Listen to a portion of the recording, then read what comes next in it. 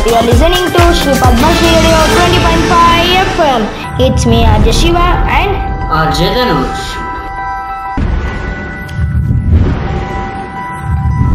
Today's school news. Yesterday's Rupesh sir from Mantra for Change organization visited our school and conducted a science workshop for our kids. Today's breaking news: chicken nor egg situation for Delhi's foodies looking for options amid bird flu.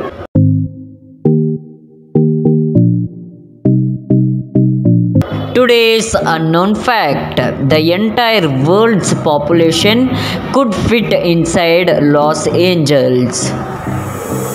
Today's COVID update and weather report. In India, 1,94,208 are active cases, 1,02,45,092 are recovered, 1,52,754 are dead.